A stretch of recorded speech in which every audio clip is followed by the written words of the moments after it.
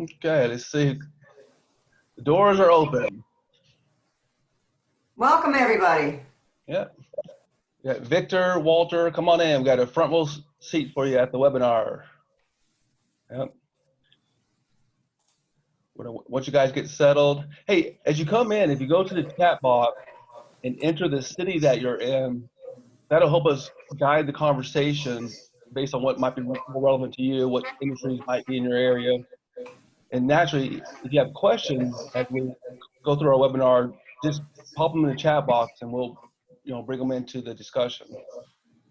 Yeah, and I see some familiar names. Alan, Duke DeLuca, my goodness. We've got a star-studded audience here. We've got Stacy Harvey-Reed. Okay, Philly. What did I see? Mark Arena, my goodness. In Mexico. I should do a lot of business in Mexico. I guess you guys really do read my emails. The news, breaking news of the day. Maryland. I'm in Bethesda, Maryland, right outside of DC. So kind of been in Virginia, Maryland, DC for a long time. Ever since the Army was done with me, I just stayed in the area. So, yeah, Mickey, Paul, good to see you guys. Yep.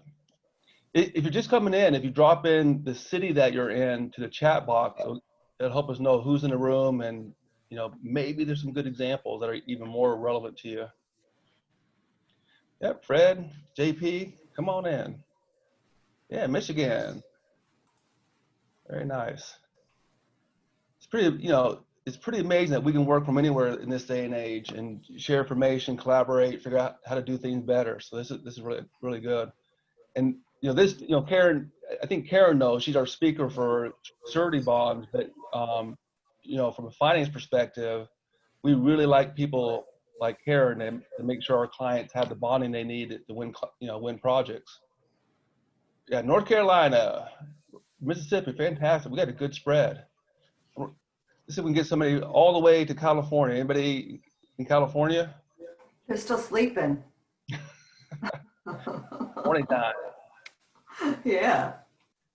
Okay, literally 30 more seconds and we're going to go. We got a couple from North Carolina. Fantastic.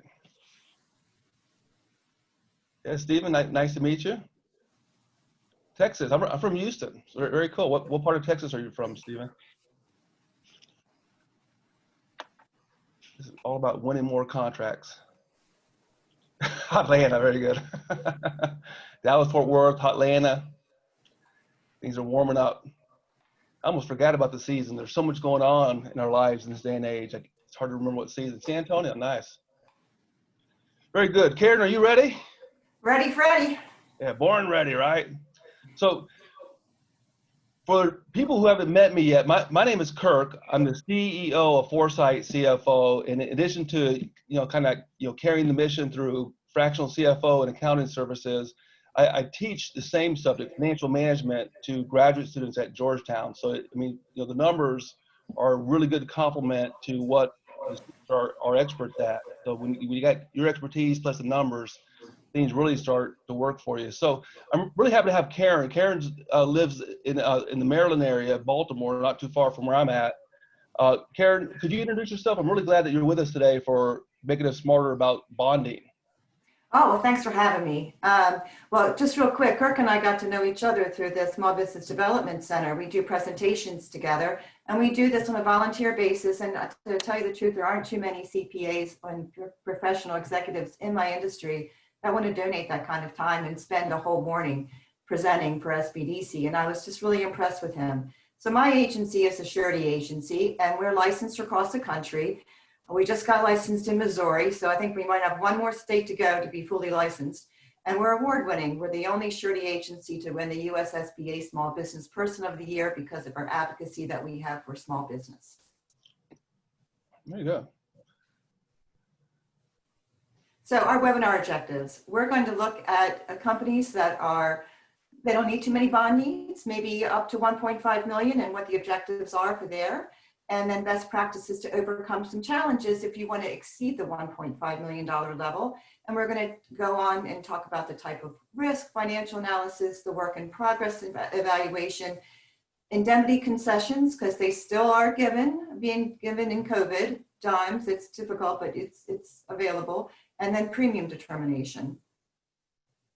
So we'll touch on all of these. Yeah, that's very good. And for the government contractors, many times the government requires that you're bonded, just in case something happens, they're covered. And likewise in the commercial sector, when you're doing construction, things of that nature, you got to be bonded. So, let's kick things off today by taking a poll to, know more about who's in the room and what we're doing here. Your responses to the poll are completely anonymous. We're not going to pop up your name with your response, but I will share statistically with the numbers what the group's response was. So it'd be great if we can get 70% of the people in the room to respond, and that'll help Karen and I know how to guide the conversation a little bit. So all right, we're up to 30%. This is the time to jump in, make your vote count, especially this year, right? There's a lot going on, so make it count. We're at 51%. Excuse me. Okay. And there are some consultants on this webinar, so some of the revenue might be skewed because they're not in construction. Mm-hmm. Very good. If we almost one more vote, we hit 70%. Now I'll hold it open for just a second longer. So if you haven't voted and you want your vote to count, it's time to hit the button. And the two questions are, what was your top line revenue in the prior year? And there's ranges there. And the second question is, this year with COVID, do you expect your revenues to increase, decrease, or stay about the same? Yeah, don't overthink it now. Just two questions. You definitely got to know these numbers, They're right? not trick questions, I can tell you that. Okay, so I'm going to end the poll. Okay. And share the results. Look at the breakdown. I mean, the one that surprises me is 44% of the people in the room expect the revenue to increase over last year, and 19% saying about the same. That's phenomenal because the economy is shrinking. But you must be the type of person that's in here. Your eyes wide open. You're gonna figure out how to step forward no matter what's going on. So very, very good. Let's see here. I'm gonna take a step. Next slide, please. So I'm gainfully employed because of the Miller Act, right? That the United States has a law that says for projects over 150,000, you need a performance and payment bond, and you need a bid bond in most cases too. The states followed the federal government law and call it a Little Miller Act. Now, the reason why this came to be is because the government's using taxpayer dollars to build, right? And they don't want taxpayer dollars to go into default. So the bond actually guarantees the performance of the contract, and it assures that the government that at least the second tier subs are going to get paid, and first tier subs are going to get paid, and some second tier, depending if you make your claim timely. But the banks followed it as well. So in a lot of projects where there's bank financing, you're going to see it too.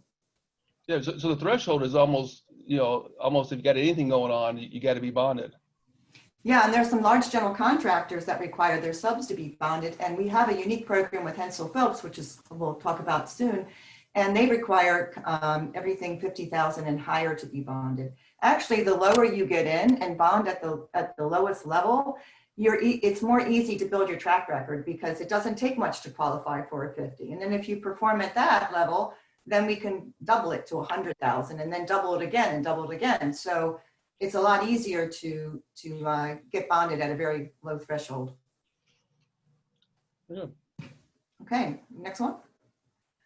So bonding's not an insurance. Just I'm sure there's a lot of people here. You have high sales volume. You understand what bonding is, but it is not an insurance product. And so it's between the principal, the owner, and the surety. And where insurance is a two-party contract between you and the insurance company. And of course, if you crash your car and the insurance company pays you for the damage, they don't expect you to pay them back. But with the surety bond, that's very much so the case. So if you are the principal contractor and you are declared or shall be determined to be in default, the surety company has some options. If they feel that it's undeniable, they're going to have to work out a settlement agreement with the owner of the project, And if they do pay out on the claim, then you're going to have to pay them back. Please keep in mind something that's very important. Everybody thinks that the penal sum of the bond is the most amount the surety company will ever pay. No, if the surety company decides that they want to be the general contractor and take over the project themselves, the penal sum of the bond goes out the window. So your job could be $2 million. And if the surety takes over the job and becomes the general contractor, which they have done in many situations, then, and if they default, which has happened, then they owe the general contractor or the owner of the project double. Well, then you've got to pay them back that double amount. So you have to be really careful who the surety company you have, if they're professional enough to understand when to take over a job and when not to take over a job, and what their history is if they do take over a project. Hey Karen, are there any times where the surety can't follow through on what it needs to and it just kind of caves in? Well, there's been surety companies that have blown up, like First Lord Surety, I don't know, maybe in 2012 blew up. They were taking collateral from contractors and doing escrow agreements. And then I think the owners of the company ran off with the money. The Pennsylvania insurance company put them in default and said, you only have $5 million left in surplus. You can't even pay your claim. So they went into bankruptcy. And the odd thing is that you can't cancel a surety bond, but the Pennsylvania Department of Insurance allowed the surety companies to cancel their bonds. And on some of the bonds, because they were not a big surety, they had, I think, Great American sign as a co-surety. And the Pennsylvania Department said that Great American's not responsible because since there was no underlying coverage available by First Lord, then the excess coverage never comes into play. So what happens is that none of the payouts occurred. And the problem is with the contractors that were actually performing well and doing a great job, they no longer had a valid surety bond. So their contract's not valid. And then the GC or the owner says, well, you need to replace that bond. Well, they have to pay for a whole new bond. And there's a lot of sureties that are going to say, you never should have gone with that surety to begin with. We don't feel like you're worthy for surety credit, because they can do that. And you might not get the bond. Is that right? So, hey, just for the audience, I'm getting questions here. This is about bonding, and it's rule intensive. So there's a lot of text, and we're going to share the slides with you and the recording app. You'll get an email tomorrow where you can download the slides and listen to the recording. But then you'll have it all in black and white, and based on your specifics. I mean, Karen's a good person to collaborate with. So, yep. You got 35 years then. Maybe if I look like this. Got a bunch. Got a bunch. Okay, we got to go through this quickly because I want to get to the financial piece too. So all surety companies write on a zero loss ratio. What does that mean? They don't expect to have a loss. Why? Because they have an indemnity agreement, mostly from the owners personally and their spouses, that guarantee that they will make them whole again in the event of a loss. So they don't really have to post loss reserves on their balance sheet like an insurance company does. So for example, AIG, they kind of blew up, right? Well, they did a lot of environmental contracts with 20-year environmental tails. And what happens is they can go belly up pretty quickly. And if you don't account for loss reserve for those contracts, then technically your balance sheet is inflated, to me anyway. And people are buying stock on this company. That's not good. Mm-hmm. But there are responsible surety companies out there, and many of them, that will nonetheless still post a loss ratio just to make sure that they're not overstating their value of the company. And also, once there is a loss that they expect that hits the book, there's a default notice. Let's say it's for $750,000. They can mandate that the owners of the company put up $750,000 in collateral. That's required in the indemnity agreement that you sign. So it's a three-party contract, and so when they underwrite you, the fee that they charge is really an underwriting fee. It's not a fee that would recover money on a loss. Next slide. Yeah. So, okay, we talked about the indemnity agreement, and they are guaranteed by indemnity agreement, and it's very similar language that you would see in a bank line agreement for your credit loan with the bank. And just like with the bank, the surety company says that they have the right to recoup their losses in the event that they pay out. And for small businesses, owners and spouses need to sign. Exceptions are rare for small businesses. The reason why is because you can transfer your stock. Most small businesses are pass-through entities, and they can transfer their ownership and they can transfer their stock to their spouse with any tax consequence. And you know that, Kirk. So, and if something happens to that business owner, because usually it's just one person for a small business running the show, we don't want their stock to go to the spouse and then not have the indemnity of the spouse. And then there's no incentive for anyone to finish that work and to make the surety whole. So we already talked about if the surety agrees to take over the project, it must complete the job at any and all cost. You don't want that. Next slide. Definitely tied in, huh? Yeah. I mean, it's not for the faint of heart, bonding. I mean, that's why we really do a deep dive underwriting as much as possible, so we can actually help you understand what you need to do to have that open kimono approach that you should have with every creditor. You know, you want to make sure that you're telling your bonding agent everything that they need to know, because they have to make creditworthy statements to the surety company. And then the surety company could say to your broker, well, you know, or should have known that this was the case. And then they can come after me. So I don't want that to happen. So anyway, so we have a couple of things here. We have a bid bond, a performance bond, a payment bond, and an advance payment bond. And there's also another thing, maintenance bonds, there's also retainage bonds. So retainage bonds are kind of unique in that if you're a developer and you're a general contractor and the job is not bonded, but the developer wants to hold 10% retainage, we can issue a retainage bond to the developer so they won't hold the retainage because they have a bond. So that frees up a lot of money on your end, because some of these subdivisions can take 3 to 5 years and you don't want your retainage hanging out there. Maintenance bond, well, that's pretty self-explanatory. And the maintenance bond is included in the overall fee, at least for 1 year. Some surety companies will allow a 2-year maintenance bond for free. And the surety companies charge on the performance bond. That guarantees that you're going to perform all of the work according to the specifications of the contract. And that doesn't mean that you're going to perform the base work, the scope of work. You better make sure your insurance coverage is correct. You better make sure that you do timely notifications, that you make whatever meetings are required, that it's every aspect of that contract. You can be declared in default, and it may not just be for the performance of the work. So be careful with that. And so we charge on the performance bond. So essentially the payment bond is free, and the bid bond is typically free as well. I don't think I've ever charged for a bid bond. The bid bond, everyone says to me, oh, it's just a 10% bid bond or 20% bid bond. It's just a bid bond. It's not just a bid bond to us. This bid bond guarantees that if you enter into a contract, we've got to cover that contract. So we underwrite that bid bond as if you actually won the work. And we put in all the underwriting that we would in the front end. So if you are a low bidder and you are awarded the work, then the performance bond is just a check mark approval. And if you do fail on the bid bond, so for example, let's say you bid 3 million, but the next bidder is 5 million. The surety company might say, look, there's a $2 million delta. We don't really want to bond you on this project. We'd rather pay out the 20% bid bond penalty rather than deal with a $2 million spread. And so there is liability with that bid bond. An advance payment bond basically says that if sometimes you get mobilization cost up front, 10 or 20%, and the owner wants a bond for that, just to guarantee that that's going to be spent according to the terms of the contract. Next.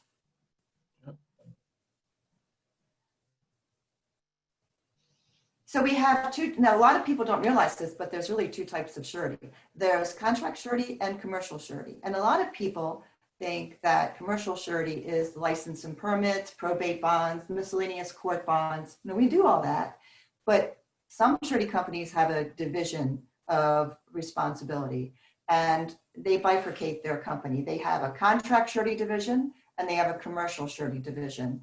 And some surety companies consider commercial surety as IT, cable installation, supply and install contracts, IT software, janitorial service work, multi-year kind of contracts, like for example, cleaning a stadium. subdivision bonds, and then again, license, permit, and probate. And the reason why, if you have those types of contracts, you want to make sure you're with a surety that looks at commercial surety like that, because they don't underwrite you so intensely as if you were a sticks and bricks contractor. There's more concessions on that type of work. Sometimes the rates are better too. It all just depends, but it's a lot easier going to a surety company that has a commercial surety division if you do supply and install or IT work. Next. Hey Karen, a question came up. Is there any entity type where the surety, the bonding company doesn't look for a personal guarantee?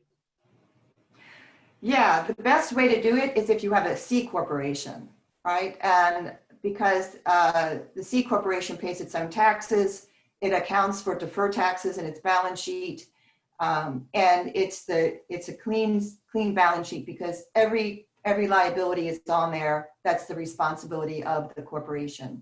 For example, if you're a sub S corporation, you're going to pay taxes on the cash basis, and those taxes are paid by you personally. The corporation is going to have its own balance sheet, but there's going to be a delta between what you report to the IRS versus what you show me on your balance sheet. So you could show the IRS that you had a loss in $100,000 in net worth, but you could show me through Kirk and his finesse that you have $500,000 in net worth. That delta between the two is deferred income, and that deferred income gets a deferred tax. If you're a C corporation, that deferred tax appears as a liability on your balance sheet. But as a sub S corporation, you're responsible for the tax, so it doesn't appear. And so there's contingent liabilities that come into play. So C corps are a more clear shot for the surety company, and they can look at that and say, okay, these retained earnings are locked in, because if they pull them out, they're going to have to pay tax on them twice. There's no incentive for them to do that. Right? Why would you want to pull out your retained earnings on a C corporation? Because you'll be paid twice. You have to pay tax twice. Corporation will pay the tax and you'll have to pay the tax personally. So they see those retained earnings as more firmly locked in, and it's a lot easier for them to underwrite a C corporation. Does that answer the question? Yeah, sure does. Okay. So we have some really cool products on our website. We're one of very few agencies that have an online portal. You can look at projects up to 450. Actually, they'll stretch up to 500 for me. Everything is digital. So you just go on, it takes 10 minutes. You can apply for a bond letter. You can apply for a bond, and it's free. The application process is free, and the bid bonds are free, and the approval letters are free. The rate is anywhere between 2.5% to 3%. Generally, it's going to be 3% because we're not asking for any financial information. It's all credit-based. And the indemnity agreements are sent to you digitally, and you sign them, so there's no paper, FedExing, all that stuff. So it's really nice. Now, if you have projects that go up above 500,000, we still have a credit-based program that'll look at bonds up to 750, but that's not an online system. And they'll actually go up to 1.5 million for you, but they need basic information like in-house accrual-based balance sheets and profit and loss statements. And that's where Kirk can come in, because we don't take cash basis financial statements. And we look at accrual base, and even if your in-house is on the percentage of completion basis, that's even better. Your chances of getting approval rates are going to go higher. But again, with this company that goes up to 1.5, their rate is firm at 3% of the contract value. But you are saving money on a CPA financial statement. Next one. These are all the companies, and there's probably more, that have these credit-based fast-track applications. So there's plenty around. They vary from anywhere. They start at 350 all the way up to 1.5 million. Next. So we have an exclusive program with Hensel Phelps Construction. And when I say exclusive, it's proprietary.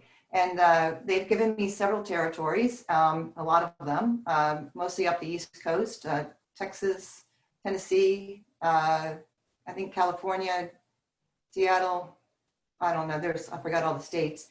But what they do is they have this Head Start bond program, and they want all of their subcontractors 50,000 and higher to bond. Some of these subs have never been bonded before, and some need additional capacity. So we created a program to make it easier for approval. we 99% approval rate, and we've written probably 95 million in sub bonds to date with no losses. Hensel Phelps actually put some skin in the game. So generally there's not going to be a default. We'll do everything we can to prevent that, even if we have to look at a termination for convenience. But the program works very well. There's incentives too that can be applied if you're in the program. You might get paid faster, things like that. I can't go into too much because it's kind of, you know, exclusive, but it's a great program, and it helps Hensel Phelps meet their small business and MBE goals on their projects. We're doing a lot for them in Nashville currently. Next slide. So why you can't obtain a bond, and a lot of it has to do with your personal credit, but the other thing has to do with not having a good CFO like Kirk. The next slide. This thing has not changed. It's from 2007, but I can tell you that everything's pretty much the same. It might float from a different rating structure, but the strength of your balance sheet is so important. Your equity, how you handle your company, your back room, your ability to do your cost accounting system. What kind of software do you have? How do you track your job costing? Your experience in the type of project. If you're a glass and glazing contractor and you come to me and this is a contract for electrical work, I don't think it's going to get approved unless you tell me, oh, okay, you bought an electrical company, you've hired a prior owner. I mean, you got to tell me why it makes sense for you to do electrical work. But this is why Kirk is so important, because you need to have someone who understands how surety companies look at your financial statements. Not every CPA can be a surety CPA. They just don't know, because they don't network with the CPAs. They don't have a lot of perhaps contractors that know how to do the footnotes. It's very important. One of the things too that you have to realize is the reputation of your firm and who you are personally. And a lot of times when we look at your personal statement, we're actually looking at it from a character standpoint. How do you spend your money? What do you spend your money on? How do you invest your money? And that tells the surety company a lot about you. Next slide. Hey, Karen, just kind of jump in here. I mean, one of the catches, I mean, most of us are not born knowing how to read a financial statement like a balance sheet or income statement. And as a result, you know, many companies, if not most, you know, private companies, the financials, they have real challenges. So that when somebody who's an expert, an underwriter looks at them, it really jumps out. I mean, like red flags. And so I will teach you how to read a balance sheet. I have one client that I spent probably 6 hours in their office going over everything. And I had no idea what the outcome of that meeting was going to be. I could have just wasted 6 hours, but I didn't think so. You know, they're good people. And I knew that they were really intently listening. They were taking notes, which is always a good sign. And they're almost doing 10 million today. Yeah. They can read a balance sheet. They know what percentage of completion accounting is. It doesn't, you know, it takes sometimes little steps to learn, but we will teach you. Vanessa Lopez, who is my CFO at the company, is a certified expert in QuickBooks. And she worked for a CPA firm for almost 7 years auditing financial statements. So she can help, and she's also fluent in Spanish, which helps. There you go. Yeah. Next slide. We are a approved agency with the Small Business Administration. So the SBA has this unique program. I think you can go to the next slide. That was just an introduction slide.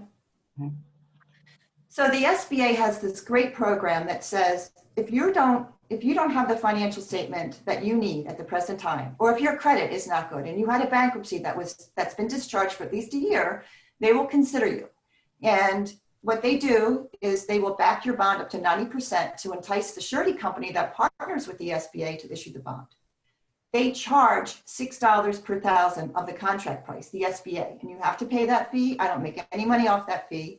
So let's say you're a company with $1 of net worth, and you can explain to me why you have $1 of net worth. You might have been ill. You might have gone through a divorce. Who knows? You might have had a losing job that was outside your control. You just got to tell me the story. And then I can relay that to the SBA. And then let's say you have a bank line that's still in existence. You never canceled it. The bank has never called it. You've always paid it. And maybe it's $300,000. Maybe that's the amount of it, right? the SBA will throw that $300,000 bank line into your balance sheet as if it was cash with no offsetting liability and give you 20 times that number in program. So with $1 of equity and a $300,000 bank line, you can get a $6 million bond program with the SBA. And a good story. And a good story, right? So we have a contractor that has an $800,000 bank line of credit and had some problems. And, you know, we have her up to 20 million within the SBA right now with open bids and awards that are pending. So we're really excited. Now, the SBA charges the $6, but then there's premium on top of that, right? And we try to get the premium reduced so the overall rate is somewhere between 2.5 or at least under 3. I just got a $5.2 million bond approved for an alarm system install in California. And luckily, he didn't need an audit. Now you need an audit with the SBA. If your job is $6.5 million and higher, they require a CPA audit. They can make a one-time exception, but they don't like to. So your CPA review that you have has to be really good. But anyway, he paid over $30,000 in SBA fees on that job. It's a government job. And then I got the rate reduced down to 1%, which is phenomenal. So he walked away with 1.6%. And on the back of that performance bond with the federal government, it requires that you put in what the bond premium is. Can't lie to the federal government. So I put in there the rate, the bond premium, and then I put in the SBA rate and I gave them the total. And that contracting officer in California reimbursed my contractor for the SBA fee. Mm. I should have charged a higher rate. I was trying to be nice to him, but I know better now. No. So that's a really good program.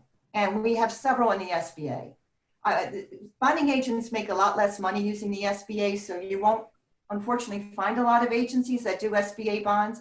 But my feeling is if I can help you overcome a hurdle and I can get you in a place to where you don't need the SBA anymore, then good, you know? And hopefully I'll have you as a client for life. That's the way I look at it. Now, the SBA requires CPA reviews for projects 2 million and higher, and audits, like I said, for 6.5 million. And they require work in progress statements every 90 days. And your year end can't be any more than 6 months old. So at that 6-month mark, they actually give you to July 31st. They want an in-house financial statement to show where you are. Okay, yeah. Next. So that's a great program. So if you really want a big program, and this is where Kirk is really essential. This is where Kirk's company and my company, this is a time-consuming underwriting event for not only you, but for us. You may not have 3-year end financials, but if you have them, we're going to need them. Whatever this list has, we need. But we don't have to have all of it right away. We can work with you to get it to that point.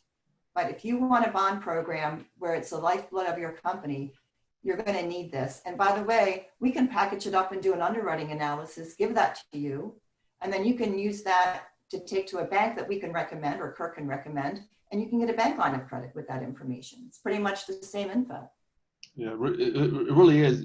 There's a lot of debt restructuring going on right now, you know, given where businesses are at. And what you have listed there is very similar to getting a good loan, you know, a good interest rate. So.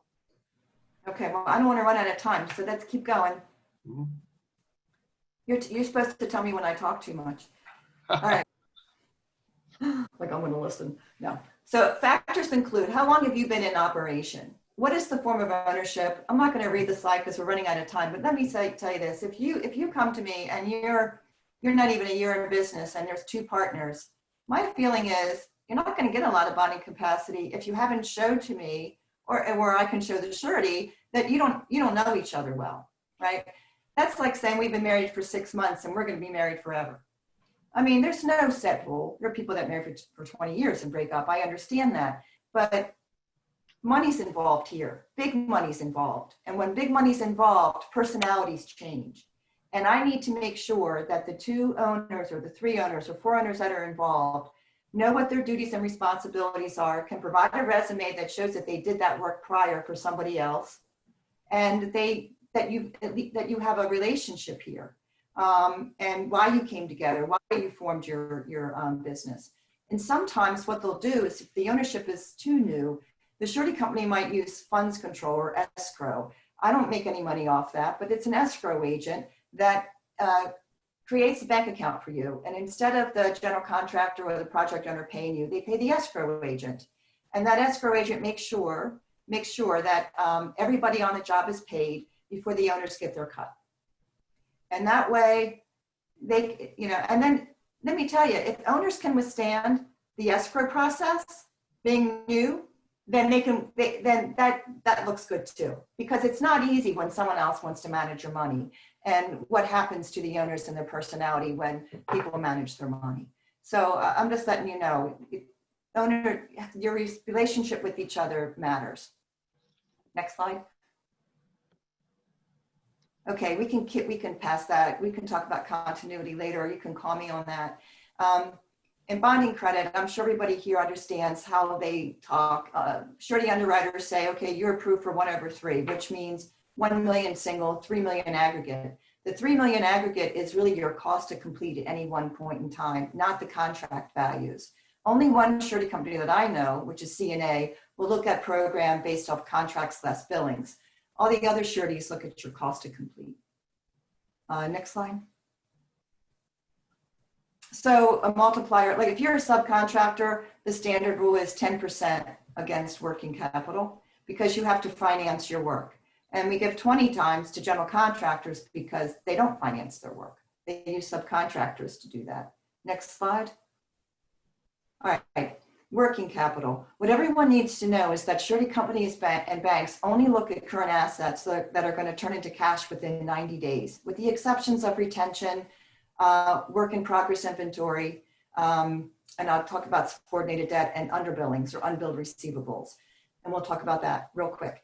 But if you show me an AR aging schedule and there's receivables over 90 in that, I need to know if that's billed retention, because some software will automatically float retention once it's billed into the 90-day category. So I need to know what's billed retention, what's been collected since that date, and what's in dispute. So I don't damage your working capital position too much. Work in progress inventory is inventory that's tied to jobs, and underbillings is based off the percentage of completion schedule. Hopefully we have time to get to that. Are we running short? We got maybe 5 minutes. Go to the next slide. So working capital, just to let you know, is current assets minus current liabilities. And we do not treat your bank line of credit as a long-term liability. So just so you know, and the PPP loans that are coming out, please keep in mind that most surety companies, including the SBA, are treating 25% of your PPP loan current, deferring the rest, and then they're not going to make any decisions until they decide if it's going to be forgiven or not. Some surety companies are treating it as a fully current liability until they see that it's been converted into, well, it's been forgiven. So we have 3 types of financial statements: compilation, review, audit. These are just general guidelines. It all depends on the work you do. I have a client that has an $80 million, $90 million bond program, and their projects go up to 45 million, and they still have a CPA review. If the surety company feels confident in your CPA and they like the statements they produce, and they produce a lot of statements for contractors in that size category, then the audit may not be required. Yeah. So I don't know if you're seeing it being required, but. Yeah. So Rick, I gave you the wrong answer in the chat box, and so that's the right answer. What are you doing? Answering for me? No. Okay. Next It all depends. It all depends on your surety. So this is what we ask. Sometimes I have to call the CPA up if the surety says, Karen, I don't know this surety. Can you call them up and ask them some questions? I hate those phone calls, because it's like, Kirk, do you know any surety companies? I mean, can I see one of your sample financial statements? How many contractors do you? I mean, I hate those questions, right? But I feel like I'm insulting people, and there's no easy way around it. But sometimes I say, listen, I have to be insulting, but I really don't mean to be. I just have to ask some questions for the surety company, and these are it. So next slide. Yeah. So here are the types. The percentage of completion is good for fixed price contracts. So it's not applicable to cost plus or time and material work or unit price contracts. Percentage of completion looks at your total cost and your cost to date. So I'll give you a quick example in a few minutes. Accrual is, we can accept those and then we can convert it to percentage of completion if that applies. We don't accept cash basis. Next slide. Keep going. I can talk about that in the next slide. All right. I did say I was going to talk about rates, and I'll get back to those other slides. Standard versus preferred. I mean, your standard rate, like I said, some of them are 3%, most are 2.5%. There's a 2.5 slide. There's a 1440 rate. There's flat rates like 1%, 1.5%. There's clients that have rates less than 1%. The reason why they have those rates is because they have a proven track record with the surety company. They keep a lot of their money in the company. They don't take high distributions. They don't have a lot of related entities that use their main company as a bank. They have a solid bank line of credit that they owe very little or none on, and they're just super strong financially. And you can get preferred rates on that. And we don't want to lose you over any rates. So we will make sure that we ask the surety from time to time if they can lower their rate for you. And we're very happy when that's happened. We feel like it's success for everybody around. Yes, I make less money, but it would be egregious for me or any bonding agent not to let you know the preferred rates that are out there and how you can qualify for them. Yep. Hey, Karen, quick question. I want to help Paul out here. He has a question: Is qualification for SBA bonding based on the NICS codes, or is there a different qualification requirement? It's based off the NICS codes for small business. So it's like, I don't know what, 36 million average over 5 years now. I think they just changed that rule to 5 years. However, the SBA bond program still has the 3-year rule. I think we can get around that. And then there's, if you're a specialty contractor, I think it's either 15 or 16 million. I'm not sure. I haven't looked at the increases recently. I should have before the webinar, but I didn't. But yeah, it's an average. Okay. Now, contract price versus bond penalty. So we charge on the contract price, right? So if the contract price and the contract includes the contract with the bond premium, we're going to charge bond premium on top of bond premium. So your bond premium is always going to be a tad bit higher than what we quote you, because we quote on the contract price that already includes the bond premium. Because the bond premium, the owners or the GCs, they want that to be a recoverable price, a recoverable cost item. So it's included. So it's not going to be a lot. It might be $100 or something like that difference. Now, some companies say, okay, we're only going to do a 50% bond. Well, the surety companies are still going to charge your fee on the contract price because they have to underwrite the whole contract price. Remember, their fee is an underwriting fee, so they still have to underwrite the entire job. Sometimes if the bond penalty is less than 50%, they can use bond penalty rates that are going to be less than the contract price, contract rates, but it's rare. So generally speaking, if it's 50% bond penalty, you're still going to be charged your normal rate. Yeah. Okay, next slide. Yep. So we step on the gas a little bit, Karen. Okay, so capital retention, limited dollar indemnity, homestead exclusion, and personal indemnity release. These are indemnity concessions. This is the language that we use. Capital retention agreement basically says if you agree to keep so much money in the company and you sign an agreement that says that, your personal indemnity won't be triggered. It's not triggered if you have a bona fide loss. It's triggered if you take the money out in most capital retention agreements. Limited dollar indemnity just means that you only agree to indemnify personally up to $1 million or $500,000, and we can work on that. And homestead exclusion, well, some states like Florida, even Maryland now has a homestead exclusion. Up to $750,000, we can't take your home. So Maryland has it too. And then there's full personal indemnity. So next slide. Work in progress. This is what the schedule looks like. Next slide. So for example, I'll be real quick. If you have a $100,000 job, for example, and your total costs are 80, gross profits 20, billings to date 60, and cost to date are 40. If your total costs are 80 and your cost to date are 40, then by this math, you're 50% complete. If you're 50% complete, you've earned 50% of your gross profit, which is 20,000. Of 20,000, which would be 10,000. So you should bill for 10,000 of your gross profit earned and your 40,000 in cost to date. But what if you billed 60,000? You've overbilled by 10. So that 10,000 becomes a liability in your balance sheet because you haven't earned it. What if you only billed 40,000? Well, then you're 10,000 underbilled, and that shows up as an underbilling, and we treat that as a current liability on your financial statement. Next slide. It's complicated.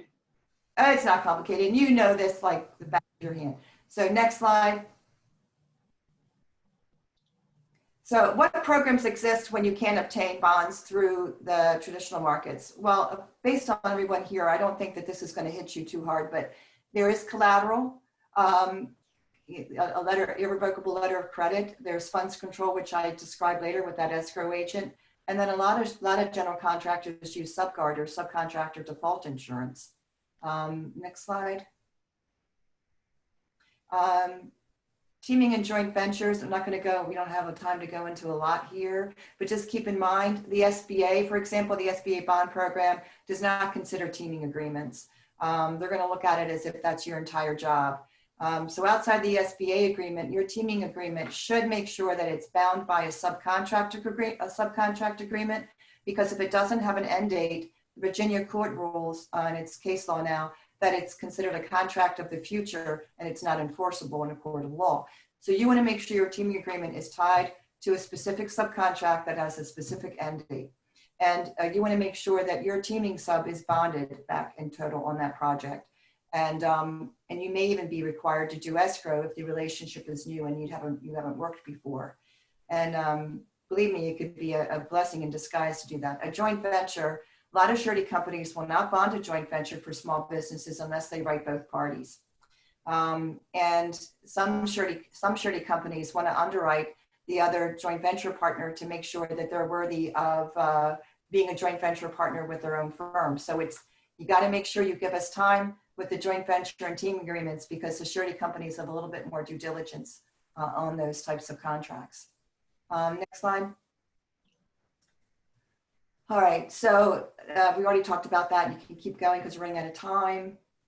We have questions, but then as you keep going within this slide, within the webinar, you're going to see that there's ratios, key ratios that we provided for you that you can look at. And I always think that if you talk to your CPA, maybe they can do a supplementary schedule, or they can help you, and you can give that to your bonding agent, produce these types of solvency, efficiency, and profitability ratios, because the surety companies do look at those. And if they're already computed for them, that's one less thing they have to do in the underwriting process. And it shows to the surety that you, the contractor, are looking at these ratios. So all the formulas are in these slides, and you can have them. Yeah, Karen literally, for all those who love math homework, she lays it all out here in the slides for you to work with. These are not only good for underwriting. Some of these are really good management tools, like your weekly key performance indicators or your monthly numbers. If you know your numbers, you can land that plane, month to month and year to year from a profitability standpoint and from a balance sheet strength standpoint. So these are all intended to be homework so that you can flip through them outside of the event.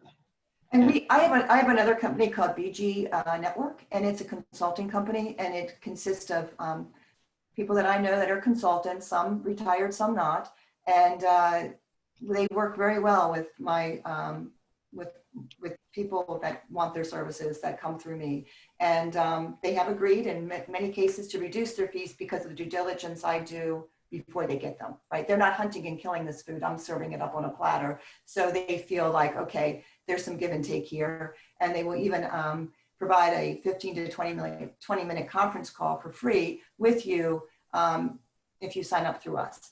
And so people on the team, one of the people here, Duke DeLuca, he's a retired brigadier general who ran the North Atlantic Division of the Army. And he's one of the consultants. And Alan Piquette is on here. And he is a claims consultant. And he does claims so well that some attorneys, notable attorneys, will take the case on contingency. And I wanted to make one more note. I did sign up with a firm, and I'm going to do a press release here soon. They will take cases like delay claims and change orders and whatever type of contract claims you have on contingency. And they also will collect on receivables that you can't collect through judgments, and they'll do that on contingency too. So if you have a claim that you don't want to spend a fortune on for attorneys, you can try them to see what they'll take on contingency, and they'll go after and litigate it for you. Oh, very good. The bottom line is, if you got any question at all, contact Karen, at least have a conversation to figure out what options you have. And I'm gonna bring it home so we land on time here. And so just a little bit about Foresight CFO, where we come into the picture is, we help CEOs do these things, these 5 things, like win customers, keep customers. And bonding is that win customers. You got to have the financial wherewithal to get bonded so that you can win the work, right? And we help CEOs through the habits of profitability. And it starts out with a lot of what Karen has been alluding to, where let's make sure that we have good numbers, and then it goes from there. Manage cash well, identify the right growth options, have a financial roadmap so that you start with the end in mind, so that you get to where you want to go. A Foresight growth CFO can be a full-time CFO, but we're not limited to what one person knows. There's actually multiple CFOs making sure that every 90-day sprint we're moving the dial for clients. So like some of the people on the phone, I'm Army background, and so the true team really means something. We really stick our neck out for a relatively small investment in what we do.